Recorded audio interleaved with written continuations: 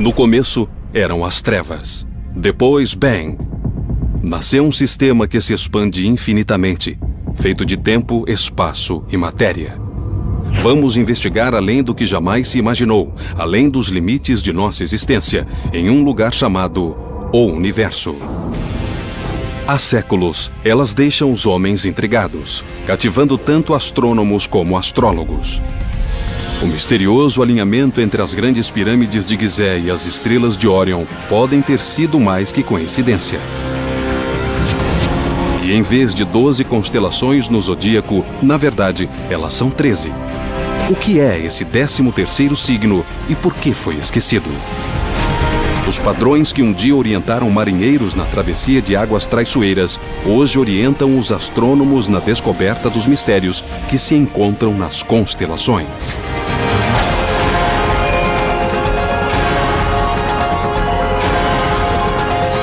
O Universo. Constelações. Antes da internet e antes do cinema, os céus noturnos e as constelações eram os maiores espetáculos que tínhamos. Esta galeria de estrelas não forma apenas figuras bonitas. Ela contém uma ampla amostra de tipos de estrelas.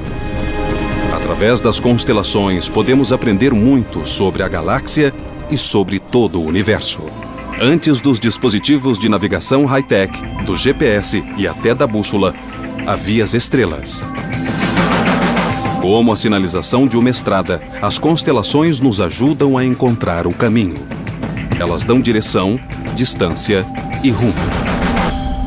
Na Terra, para dizer onde se localiza uma coisa, damos as coordenadas, em latitude e longitude.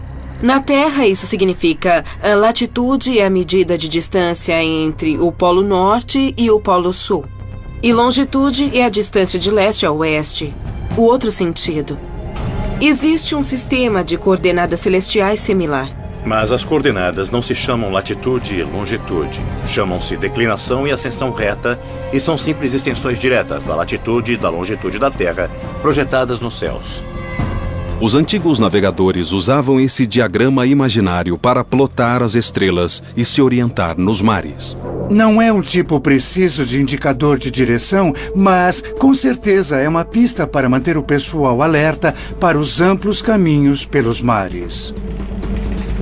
Com um sextante, os marinheiros conseguiam recorrer a estrelas como a Polaris para navegar. Isto é um sextante, um instrumento para a navegação celestial. Quando esse corpo celestial chega ao que chamamos de braço inferior do horizonte, marcamos a posição, usando o tempo e os números nesse sextante. Dá para fixar a posição no mar. A navegação hoje usa estrelas feitas pelo homem, os satélites. Usando as estrelas que fabricamos, as posições no GPS e o diferencial do GPS, podemos definir a posição do barco com um erro mínimo, instantaneamente em qualquer lugar do mundo. Agora que o GPS substituiu o sextante, as coordenadas celestiais são mais importantes para os astrônomos do que para os marinheiros. Embora o sistema de coordenadas dê uma ideia de para onde apontar os telescópios, o diagrama falha em um ponto grave. Ele supõe que as estrelas estejam todas à mesma distância de nós. Uma suposição totalmente errônea. Olhando para as estrelas à noite, todas parecem estar mais ou menos à mesma distância, como se estivessem num só plano. O mesmo acontece olhando a silhueta de uma cidade de longe, por exemplo, daqui até a cidade de Chicago. Embora aqueles prédios pareçam estar à mesma distância, estão a várias distâncias diferentes. A mesma coisa com as estrelas. Embora todas pareçam estar à mesma distância, algumas estão perto, outras bem mais longe. Então, como saber que estrelas estão perto e que estrelas estão longe? Essa é a mais difícil das respostas. Essa é a maior frustração de toda a astronomia.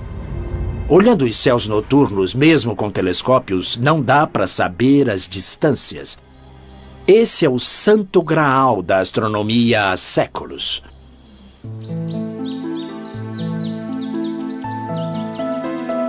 Estamos na Floresta Nacional de Angeles. Tenho aqui comigo um mapa das trilhas e quero fazer uma caminhada. Acho que vou para as cascatas Switzer, que no meu mapa não parecem muito longe. Uns 1.500 metros. Mas o problema é que eu posso estar subestimando a dificuldade da caminhada, porque meu mapa não leva em consideração um fator muito significativo, a elevação.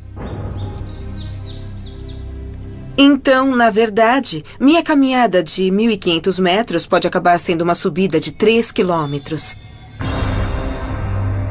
É o mesmo com o meu mapa de constelações, que não diz a verdadeira distância entre duas estrelas.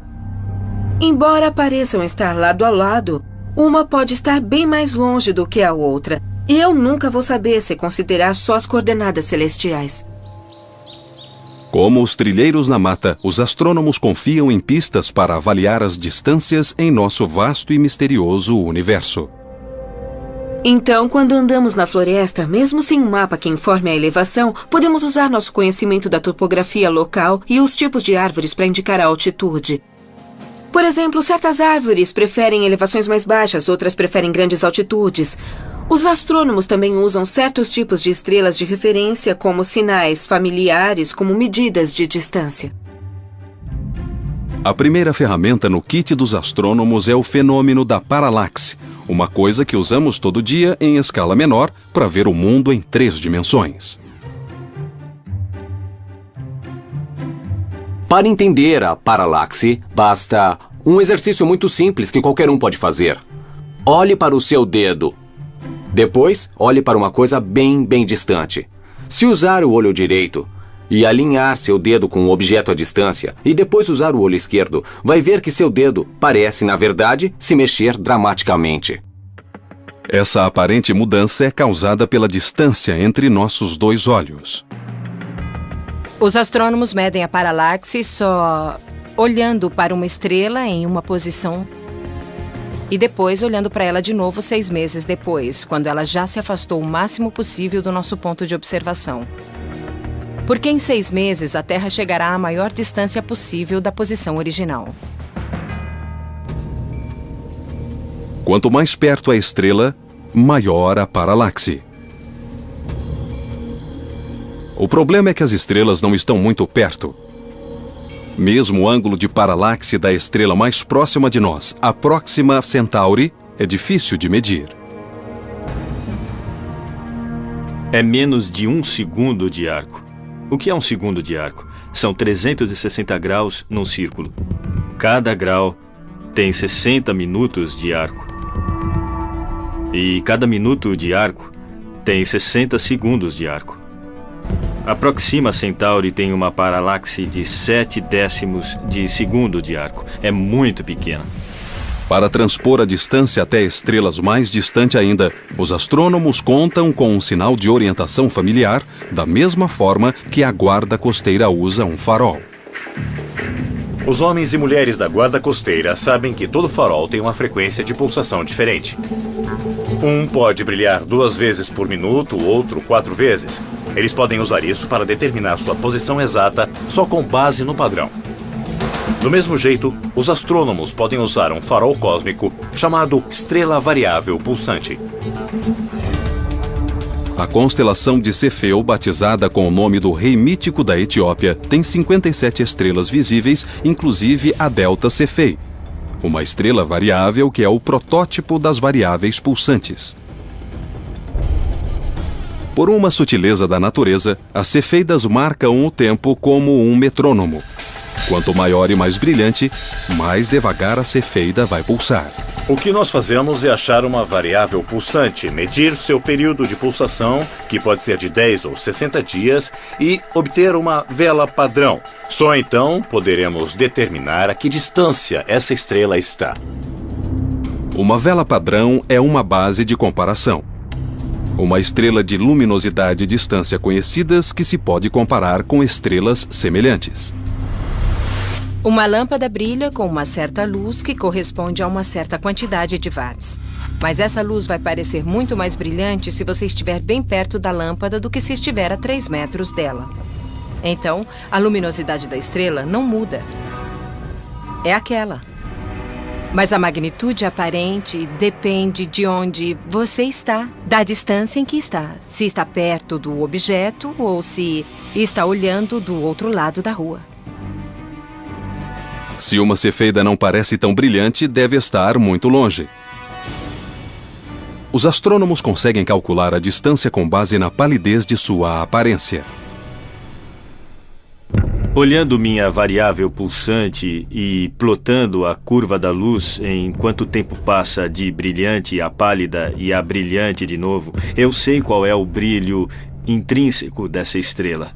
E consigo calcular a distância das estrelas variáveis, observando seu período de variação. Foi assim que Edwin Hubble conseguiu determinar que Andrômeda estava 2 milhões de anos-luz além de nossa galáxia.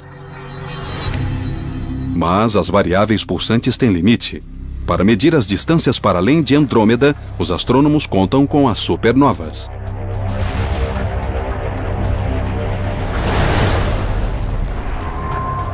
Acontece que as supernovas também podem ser classificadas como velas padrão. As supernovas de tipo 1A são todas iguais em todo o universo. Nós sabemos como calibrar, e é assim que determinamos as distâncias até o Big Bang, o próprio limite do universo. Examinando o Big Bang, os cientistas quase conseguem ver o começo dos tempos, 300 mil anos depois. Até nossas constelações mais conhecidas têm muito a nos ensinar sobre o cosmos.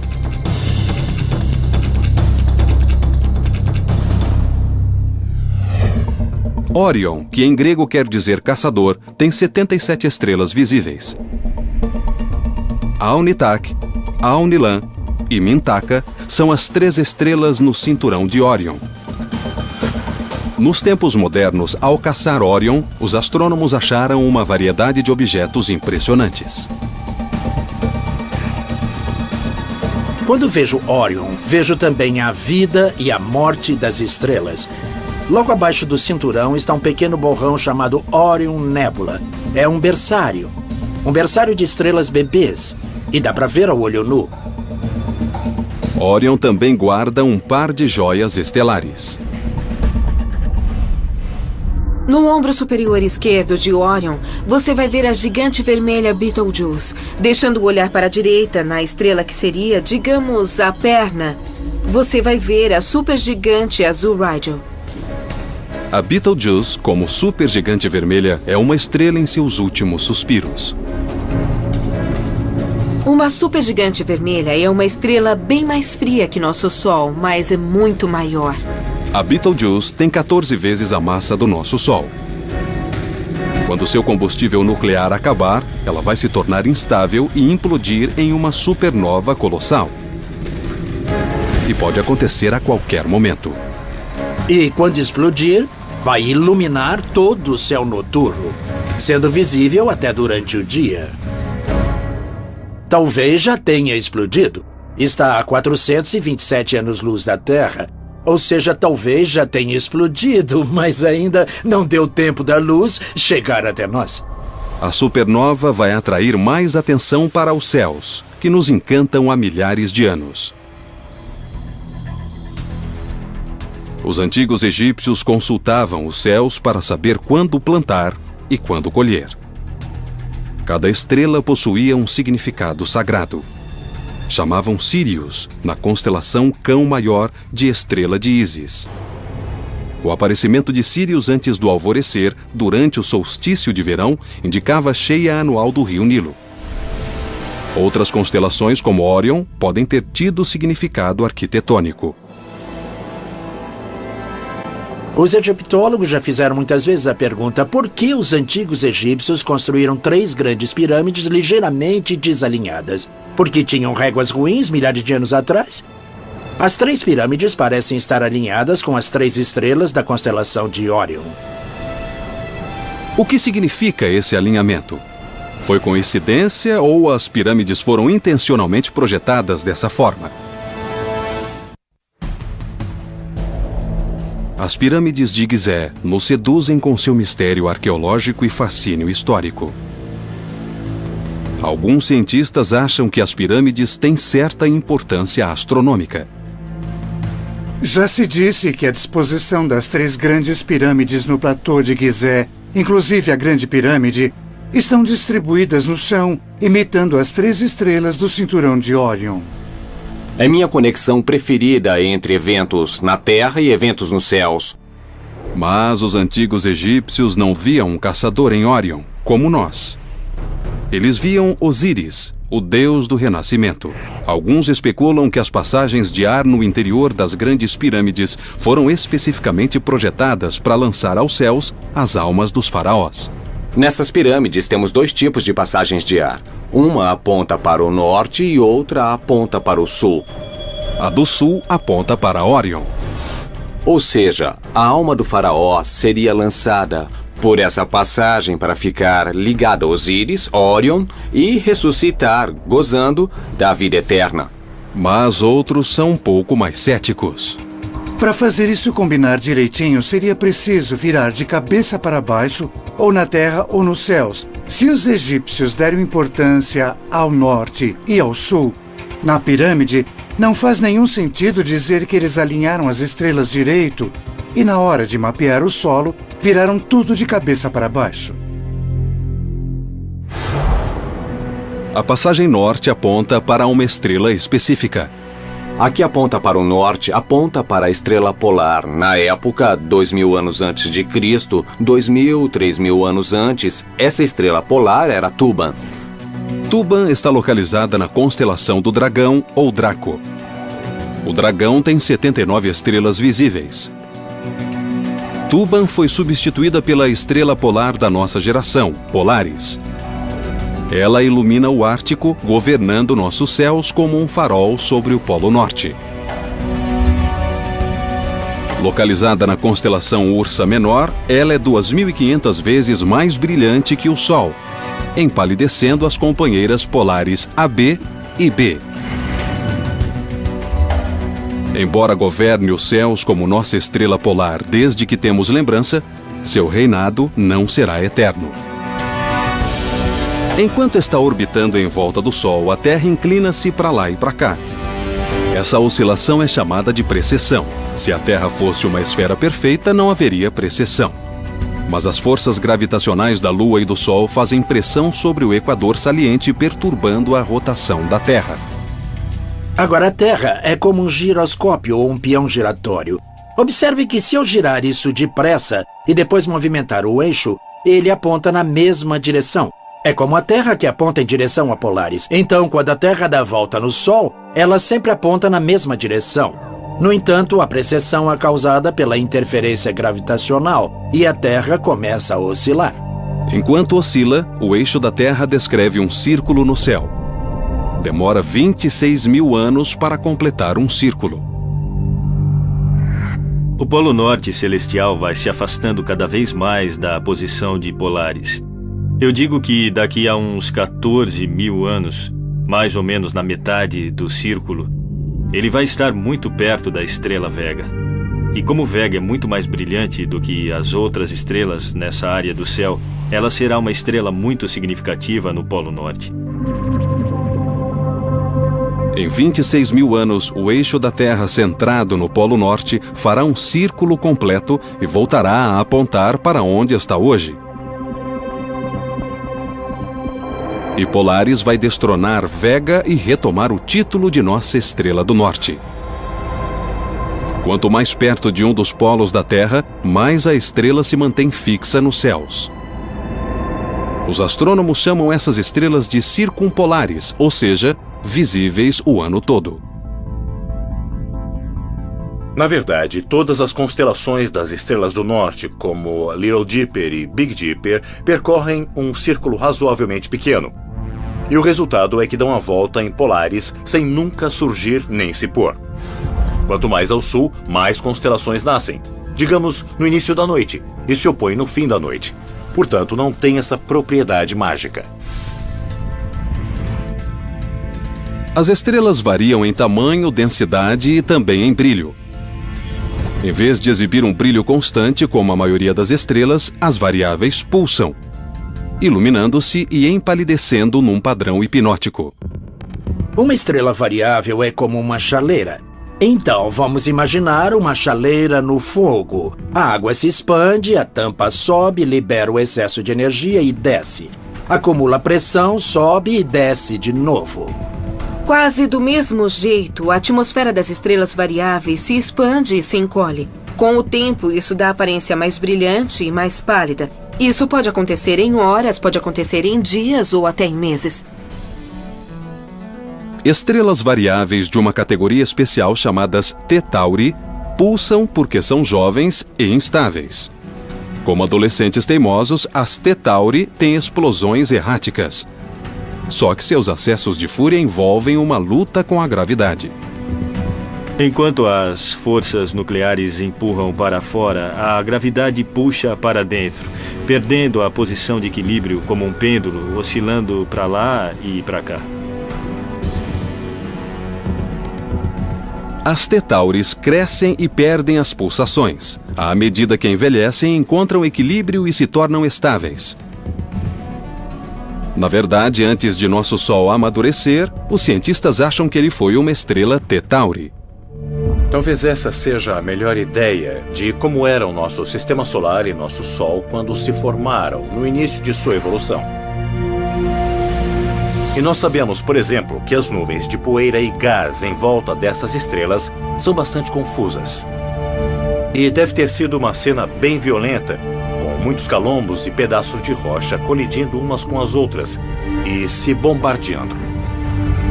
As primeiras estrelas T Tauri foram identificadas na constelação de Touro. Touro, ou Taurus, possui 98 estrelas visíveis. Aldebaran, uma estrela gigante vermelha, é o olho injetado na fera. Touro é uma das constelações do zodíaco que fica perto do plano da eclíptica.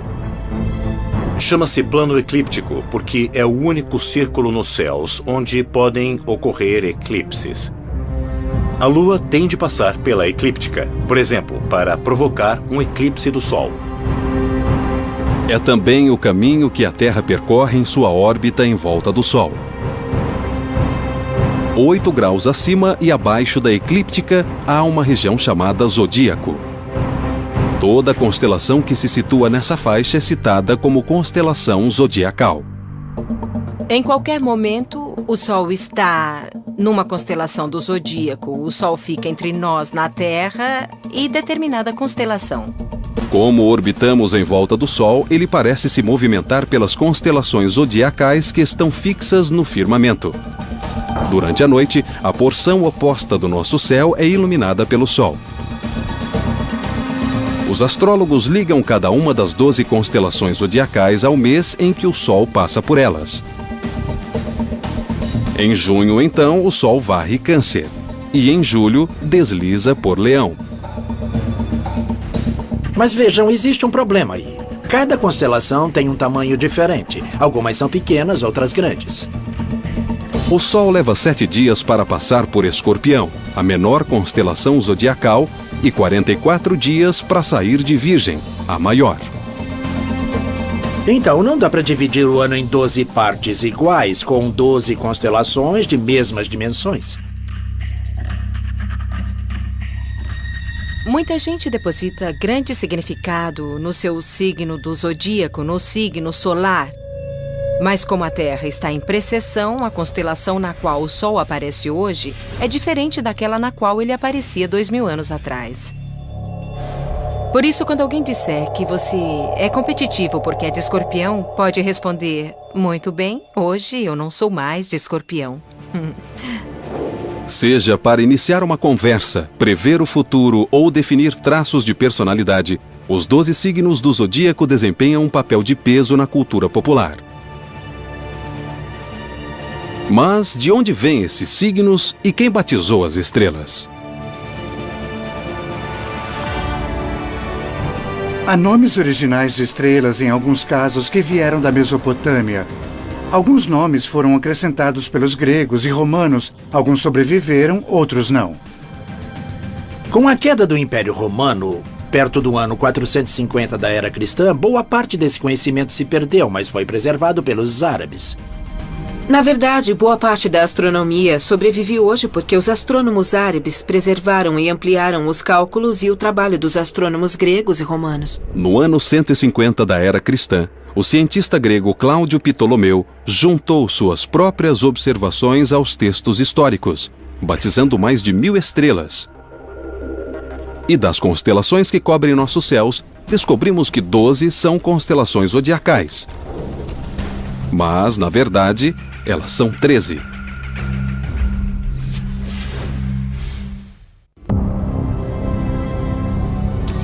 Mesmo que não sejamos adeptos da astrologia, quase todos sabemos qual é nosso signo astrológico. O que a maioria não sabe é que, em vez de 12 constelações zodiacais, na verdade, existem 13. Ofiuco, que em grego significa caçador de serpente, é nosso signo esquecido. Tem 55 estrelas visíveis e é onde está Barnard, a estrela que mais rápido se move em nosso firmamento. Aninhada entre Escorpião e Sagitário, Ofiuco deixa pequenas as constelações vizinhas. Embora seja um dos 48 padrões originais de estrelas que Ptolomeu classificou, alguns cientistas especulam que ela teria sido dispensada como signo zodiacal para se manter um número par de 12. Outros acham que a precessão poderia ter empurrado Ofiuco para fora do zodíaco, mas a verdadeira resposta ainda é um mistério. A única estrela no universo que não pertence a uma constelação específica é o nosso Sol. Em termos comparativos, o Sol é uma estrela típica de massa média que está envelhecendo. Mas estrelas com 50 ou 100 vezes a massa de nosso Sol são chamadas estrelas Wolf-Rayet. A mais brilhante delas, que se pode observar, é a Gamma Velorum, na constelação Vela. Essas massivas estrelas são extremamente luminosas e estão em seus últimos estágios de evolução. A razão de serem tão luminosas é que estão derramando energia e radiação de modo tão furioso que essa força é suficiente para empurrar as camadas externas da atmosfera dessa estrela. Essas estrelas se evaporam, tal o calor e a radiação que geram, restando apenas um núcleo central muito, muito quente. Embora os cientistas não tenham observado diretamente a morte de nenhuma, a especulação é que as estrelas Wolf-Rayet terminem a vida em colossais explosões de supernova, ou talvez se extingam formando massivos buracos negros. Mas antes disso, elas exibem um show espetacular, explodindo todas as suas camadas externas de gás no meio interestelar. Hoje, nossa rede de telescópios de solo e espaciais permite aos astrônomos ver qualquer ponto nos céus. Mas os antigos astrônomos no hemisfério norte não podiam ver que o hemisfério sul oferece uma visão totalmente diferente. No hemisfério sul, o detalhe de maior destaque nos céus noturnos é a Via Láctea. Na Via Láctea existem zonas que são escuras, são nuvens de poeira, mas quando se olha da Terra são só escuras, contra um fundo de uma Via Láctea e de estrelas muito brilhantes. É a coisa mais notável. Essas nuvens escuras parecem buracos na faixa estrelada da Via Láctea. Existe um padrão tão peculiar nesses buracos que algumas civilizações, inclusive especialmente os Incas na América do Sul, identificavam essas manchas escuras como absorções ou constelações mesmo. Estas densas formações de poeira são conhecidas como constelações de nebulosa escura. Existe uma incrível ausência de estrelas numa região perto do centro da galáxia, que é chamado de saco de carvão. É uma nuvem de poeira tão densa que bloqueia toda a luz das estrelas atrás dela. Hoje o saco de carvão está na constelação Cruzeiro do Sul. A Cruzeiro do Sul, ou Crux, é a menor constelação e tem 20 estrelas visíveis. Os marinheiros confiavam nas estrelas Alfa e Gama dessa constelação para localizar o Polo Sul, já que não existe estrela polar no hemisfério sul. Com o desenvolvimento da astronomia, a comunidade científica se deu conta de que precisava unificar os nomes e formas das constelações.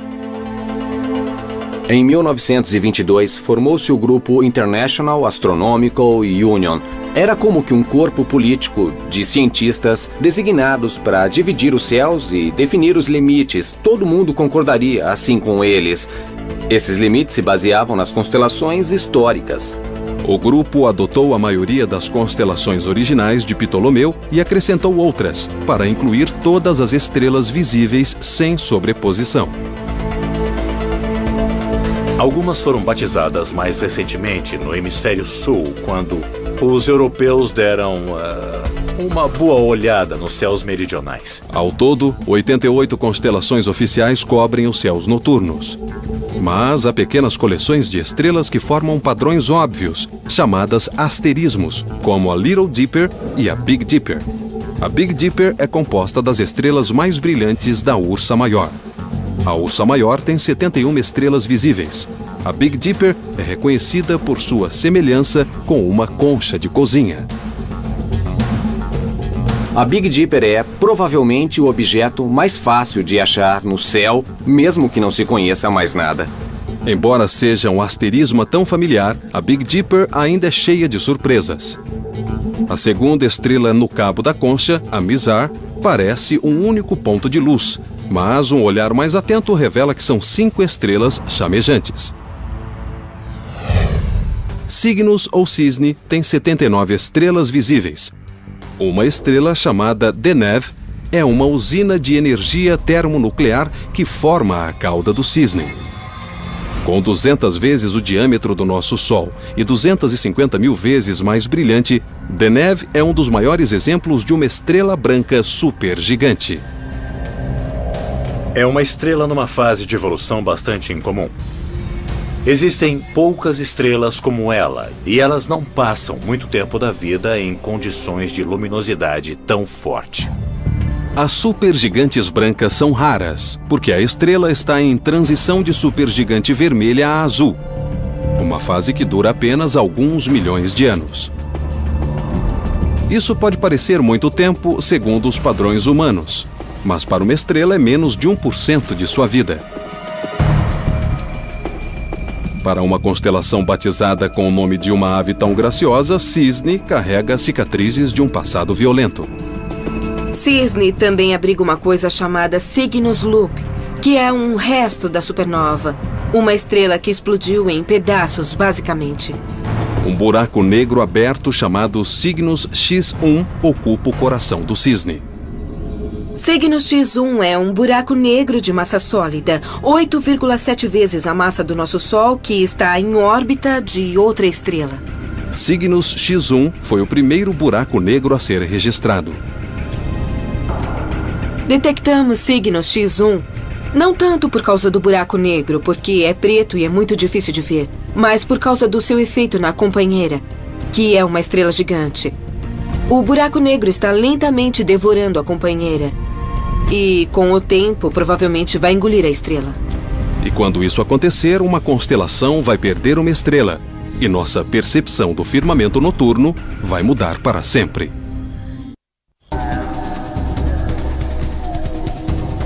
O firmamento noturno está constantemente mudando.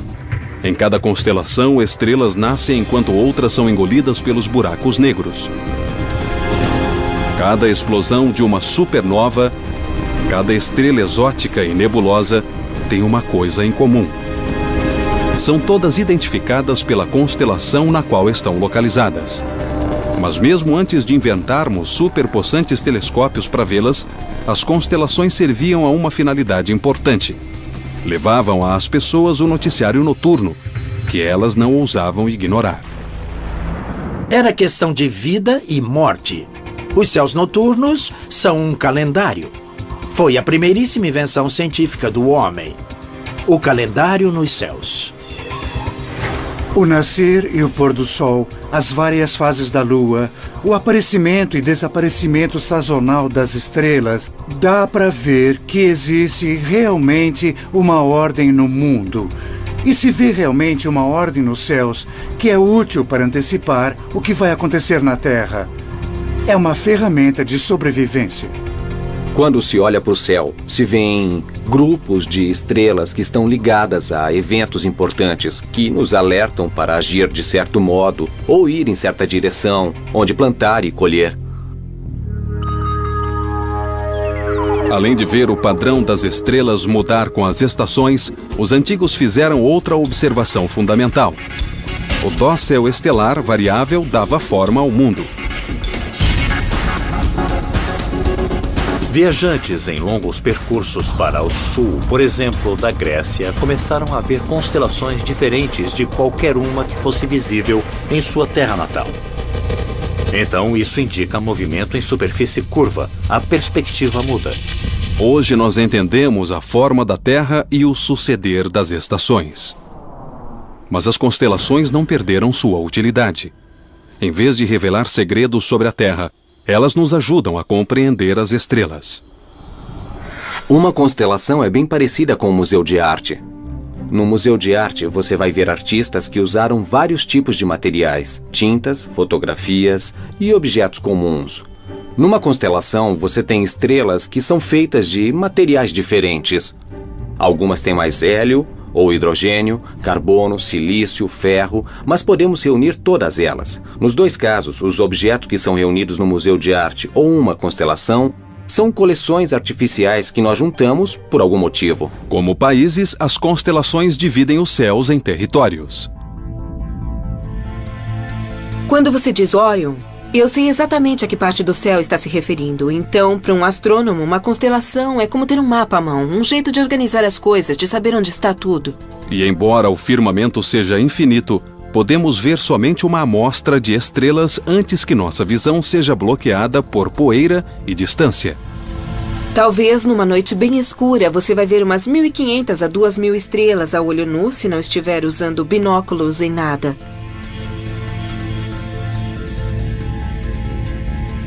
O que se vê é só uma fração mínima do que existe.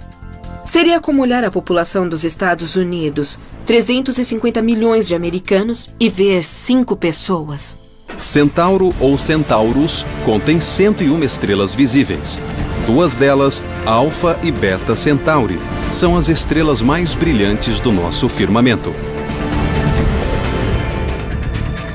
Em Centauro está Alfa Centauri, a estrela mais próxima da Terra depois do nosso Sol. E um olhar mais atento revela que Alfa Centauri, na verdade, é um sistema estelar triplo. Não é raro que as estrelas dividam o palco com 1 ou 2 coestrelas em sua órbita. Aliás, essa é a regra.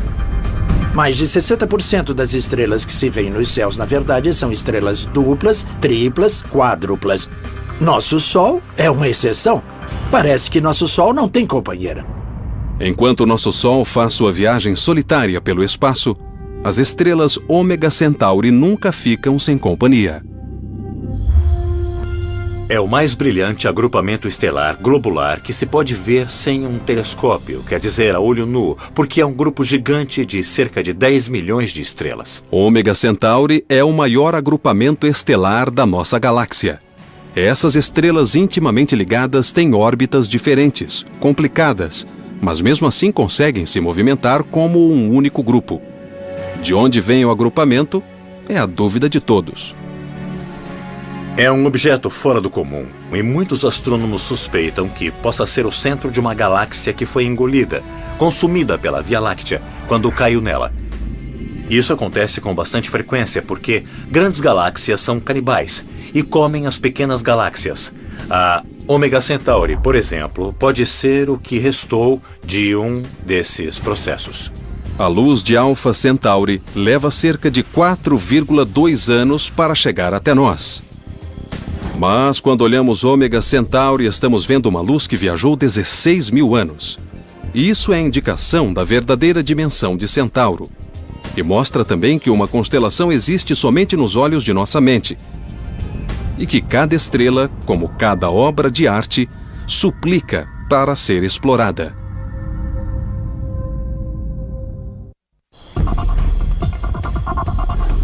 As constelações organizam os céus noturnos e o tornam quase compreensível. Enquanto contemplamos as luzes piscando, é fácil esquecer que cada uma é um dos bilhões de sóis chamejantes, fundindo elementos e talvez criando novos mundos. A distância não permite que tenhamos noção do poder das estrelas. Nem permite que tenhamos noção da infinita profundidade do espaço que estamos vislumbrando. Os planos nivelados das constelações são uma ilusão. Ao se afastar vários anos-luz do Sol, as estrelas próximas começam a mudar em relação às estrelas distantes do fundo, e as constelações começam a se distorcer. Há 10, 20, 30 anos-luz, provavelmente não se reconheceriam algumas das constelações. Então, se você vivesse num planeta que orbitasse Vega, que está a 25 anos-luz daqui, você teria um conjunto diferente de constelações no firmamento. Milênios contemplando o céu tornaram previsível o grandioso movimento das constelações. Nossa rotação em volta do Sol nos transporta por seu ciclo anual. As estrelas nas constelações estão em constante movimento, não só enquanto a galáxia gira, mas também enquanto a gravidade de cada estrela empurra e puxa suas vizinhas. O movimento mais rápido das estrelas é de 240 km por segundo. Nós não temos nenhum objeto feito pelo homem que consiga ser tão rápido. O movimento aleatório dessas estrelas em relação umas às outras é algo como 15 ou 30 km por segundo, e isso se compara à velocidade de nosso foguete espacial mais rápido. Isso é, claro, mais rápido que qualquer projétil de alta velocidade. As estrelas estão sempre em movimento e sua distância de nós mascara sua enorme velocidade. É como olhar pela janela de um automóvel em velocidade. Os mourões de cerca e árvores mais próximos da estrada passam voando, mas a paisagem mais ao longe se arrasta lentamente. Em nossa vida, aliás, em 1000 vidas, a maioria das estrelas nem parece se mexer. O que me intriga é pensar que, se eu pudesse achar um dos nossos parentes recentes, o homem de Cro-Magnon, por exemplo, ele provavelmente me corrigiria, porque estaria mais familiarizado com os céus e conheceria as constelações um pouco melhor do que as pessoas de hoje. Mas, pouco a pouco, nossos mapas estelares estão completando sua data de validade. Daqui a 10.000 anos, as estrelas serão visivelmente diferentes, assim como as constelações do que vemos hoje. Daqui a 500.000 anos, serão irreconhecíveis e, se fosse possível ver uma foto do tempo transcorrido num período de 1 milhão de anos, nós veríamos estrelas correndo pelo céu. As constelações são um instantâneo, um retrato plano do céu noturno. E como retrato, é uma boa semelhança, mas não é a história toda. Se pudéssemos voar pelo espaço e vê-las de outro ângulo, essas formações antigas e familiares não seriam identificáveis. Mas aqui, agora, as 88 constelações oferecem marcos tranquilizadores enquanto nos recordam nosso passado. As constelações realmente não cumprem as funções que cumpriam originalmente para aqueles que as detectaram. Para eles havia uma ligação direta de causa e efeito entre uma coisa que era do interesse deles e suas vidas. Observavam Sírius porque era uma indicação sazonal. Não usamos mais o firmamento dessa forma, mas as histórias permanecem e as imagens permanecem. Nós nos agarramos a essas constelações e, francamente, fico encantado com isso. Em vez de contar histórias do passado, a astronomia moderna nos estimula a olhar para as constelações como um agrupamento de possibilidades. A maioria das constelações tem 3 a 5 planetas nelas. E daqui a mais alguns anos vamos identificar talvez centenas de planetas semelhantes à Terra orbitando outras estrelas. E vamos ter uma revelação toda noite, percebendo que quando olhamos as constelações, alguém pode estar nos olhando. Num espaço tão vasto onde só podemos ver uma pequena fração do nosso universo, olhamos para as estrelas imaginando o que significa tudo isso. Projetar padrões, inventar histórias, tentar solucionar os mistérios guardados por nossas constelações. estar à mesma distância, algumas estão perto, outras bem mais longe. Então, como saber que estrelas estão perto e que estrelas estão longe? Essa é a mais difícil das respostas. Essa é a maior frustração de toda a astronomia. Olhando os céus noturnos, mesmo com telescópios, não dá para saber as distâncias. Esse é o santo graal da astronomia há séculos.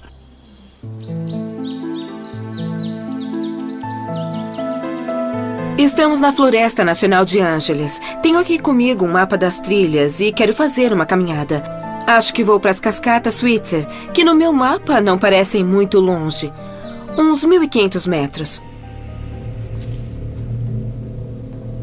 Mas o problema é que eu posso estar subestimando a dificuldade da caminhada, porque meu mapa não leva em consideração um fator muito significativo, a elevação. Então, na verdade, minha caminhada de 1.500 metros pode acabar sendo uma subida de 3 quilômetros. É o mesmo com o meu mapa de constelações, que não diz a verdadeira distância entre duas estrelas. Embora pareçam estar lado a lado, uma pode estar bem mais longe de estrelas. Através das constelações, podemos aprender muito sobre a galáxia e sobre todo o universo. Antes dos dispositivos de navegação high-tech, do GPS e até da bússola, havia as estrelas. Como a sinalização de uma estrada, as constelações nos ajudam a encontrar o caminho. Elas dão direção, distância e rumo. Na Terra, para dizer onde se localiza uma coisa, damos as coordenadas, em latitude e longitude. Na Terra, isso significa a latitude é a medida de distância entre o Polo Norte e o Polo Sul. E longitude é a distância de leste a oeste, o outro sentido. Existe um sistema de coordenadas celestiais similar.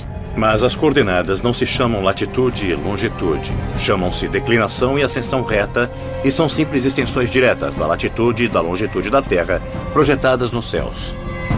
Os antigos navegadores usavam esse diagrama imaginário para plotar as estrelas e se orientar nos mares.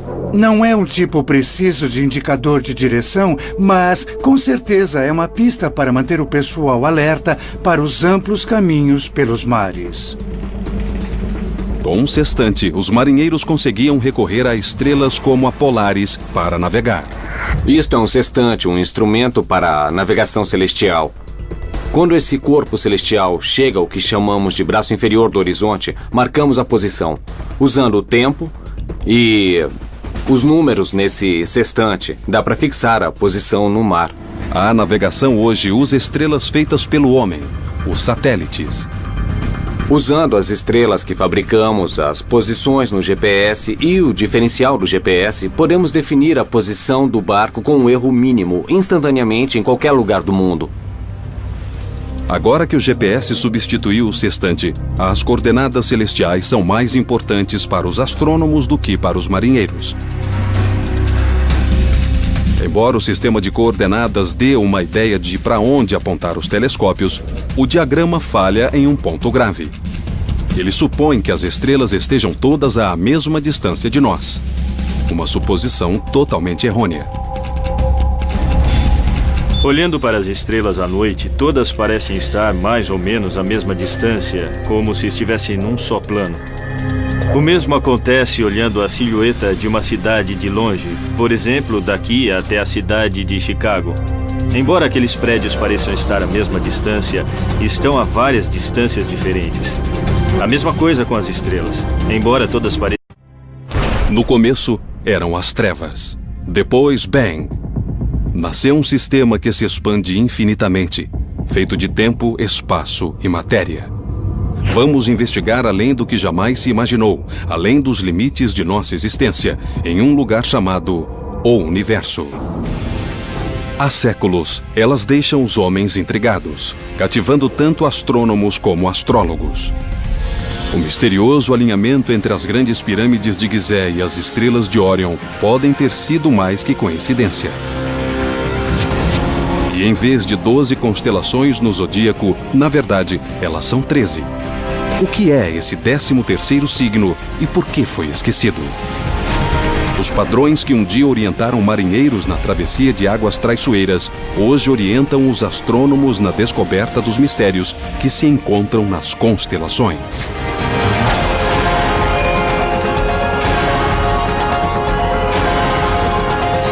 O Universo. Constelações. Antes da internet e antes do cinema, os céus noturnos e as constelações eram os maiores espetáculos que tínhamos.